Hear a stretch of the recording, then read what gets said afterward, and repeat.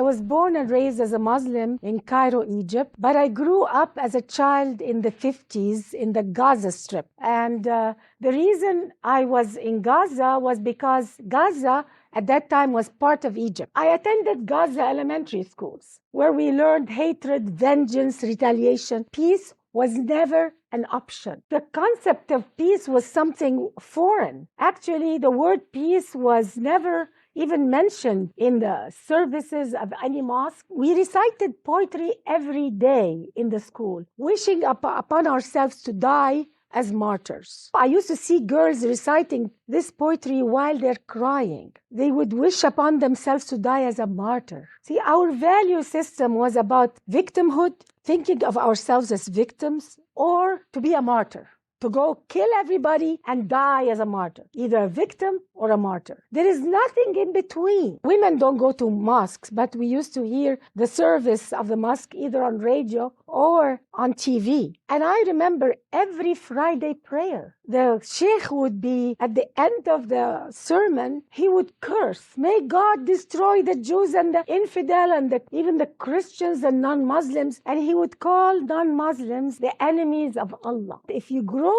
up with cursing as a form of prayer, it can feel and sound normal. Hatred can be normal because who am I to judge? I never noticed that this is not holy. So this is how I grew up. 22 Arab countries did everything they could to make life impossible for Israel to exist. The Arab League forbade absorbing the so-called Arab Palestinians, rejected to give them citizenship in any Arab country. So you could see a Palestinian born in Cairo, for instance, and never get the citizenship and die in Cairo.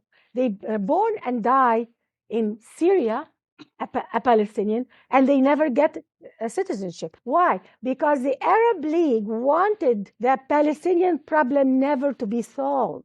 This is not their agenda. The agenda is to keep them refugees from birth to death. The culture was so for sacrificing. They encouraged women to stand up in front of the cameras and say, I gave my son to the jihad and I want my other children to die in the jihad. Women who are for life, for peace, were looked down upon. Women who would be radical, if not more radical than men, who will promote jihad for their children, were lifted up as honorable women to be respected in society. So for a woman to be respected in Islamic society, you have to be as radical, if not more radical than men. And that is why a lot of women are silent. They are proud to give their children to jihad. And many people told that to my mother, to my grandparents, after my father died, that, yo, boy, you're lucky. He's in heaven now. It's the only way to go to heaven is to go and kill the infidel and die in the process. The Arabs of Israel were pushed constantly, they are rejected from being absorbed and constantly pushed against the borders with Israel in order to keep the problem alive. The Arab world doesn't have a shortage of land. If you look at the Arab world from the Atlantic Ocean, Morocco, all the way to Persia, from Turkey all the way to Sudan. At that time, when I was a child, the Sinai was practically empty desert. Nobody lived in the Sinai. Like today, there is Sharm el-Sheikh, all the nice beaches. This was a military zone. And there is absolutely no need, no pressing need for Arabs to be so dwelled on wanting to throw the Jews in the sea. This international conflict called the Arab-Israeli conflict really is a fabrication.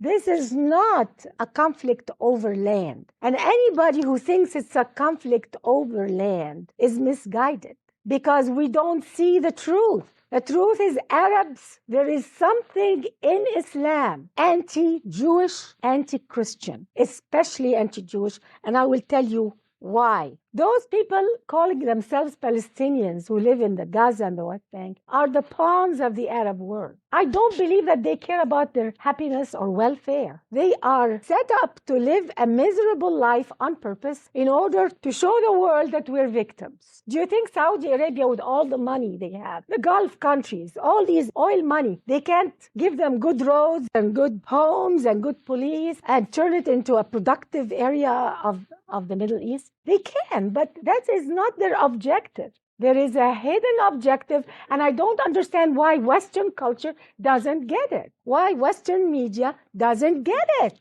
It's so obvious. So the unemployed people in Gaza and the West Bank, all this high unemployment, where do they go to work? Do they stand on the border of Egypt to get a job? Do they stand on the border of Syria or Jordan? No. They line up on the borders of Israel, the very people they are supposed to kill. It's a very unnatural way of living, and nobody sees it, but they go and blame Israel. They compare the living standard of the West Bank and Gaza with Israel, a democracy, the only democracy in the Middle East. Why don't they compare the living conditions of Gaza and the West Bank with Egypt, with Syria, with Jordan? And if they do, they will find that the standard of living is even higher than many areas of the Arab world. But Western media are too lazy to compare apples with apples. They want to compare apples and oranges. I don't know, how can I call Western media ignorant? They should not be ignorant.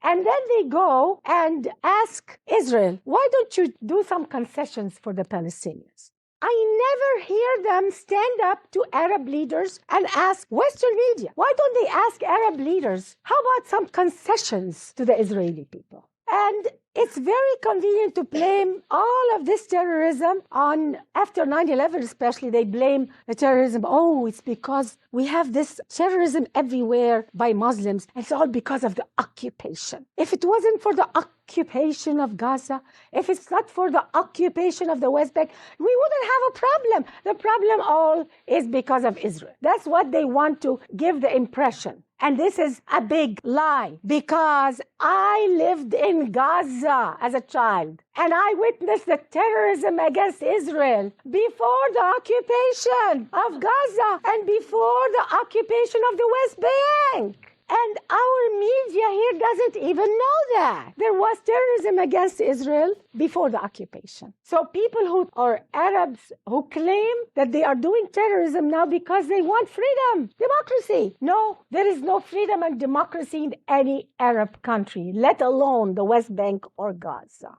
So we have to really call a spade now. This is too serious to just take all these lies and look the other way. Because it's very, very hard to know the truth if you rely on Arab media, if you rely on the culture around you. And because of life in an oppressive society, I moved to America. I moved to America in the end of 78, 79. And my life completely changed. And one time I wanted to go to attend a synagogue and a church because I was curious. I thought they were going to curse the Arabs the same way we cursed them in our mosque. The holiness of the place. They were praying for everybody. They were praying for peace on earth. How can we leave this earth a better place? It was a totally different way of thinking, the opposite of what I grew up with. And that's when I went to a mosque here also in Los Angeles. And I thought that because they allowed women, that it was going to be different here within America. I am so glad that Islam in America must be so different. So I went to the mosque and I heard anti-Semitism again in the mosque. And I was told, don't assimilate in America. We're here to Islamize America. They were looking down at American culture. They were looking down at this society. And I felt very uncomfortable. I said, oh my God, there is an agenda here. And I never went back again. It hit me. How could we do this? How could we lie and accuse people of something we Arabs know very well we have done ourselves? How could this happen? What kind of value system allows a person or allows a culture or a religion to lie and accuse their enemies of something that they know they've done themselves? They know that Osama bin Laden did that. They know that he was financed with Arab money, with oil money until today. How could they accuse the Jewish people of that? Look at the map of the Middle East. Look at the map. You can hardly see Israel. It's impossible to convince any person who has an IQ of a child that this problem is over the land called Israel. It's time for the West to understand this, because it's not just not good for Israel, it's not good for the Arab world. They are collapsing. A lot of people think that the Arab world is so strong and so powerful. It's rotting from the core, but they don't know. The religious leaders are telling them to continue the hate instead of telling them to repent and find the true God, the love and the friendship. In the eyes of many Muslims, in the eyes of Islam itself, Jews and non-Muslims, they call them the kafir, the infidels. They don't deserve the truth, they don't deserve justice, and they don't deserve mercy. How can this happen? And we accept it and we don't say no. The Arab world will never have freedom and democracy when the hatred is number one, when the jihad is number one, when killing your enemy is number one, when you're fixated on lies and slander. You will never have peace and democracy. Nobody asks this question. Why all this lies and slander against the Jewish people, against America? They call America the great Satan and Israel the little Satan. Why? Do you know that on Syrian TV, on Arabic TV, on Egyptian TV, the constant day and night lies about the Jewish people is unbelievable. There was a show that was saying, and in it was not just religious leaders, some of them were scientists, Arab scientists, saying that, oh, do you know why Israel went to Haiti to help with the earthquake? You know why? Because Israel really wanted to harvest the organs of the Haitian people. These are the intelligentsia of the Arab world. When the intellectuals of the Arab world say that, what do you expect from the man on the street? And you wonder why they hate? Because day in and day out they are told this. I was told horrific things about the Jewish people. It took me years to extract it out of my mind, my heart, and my consciousness.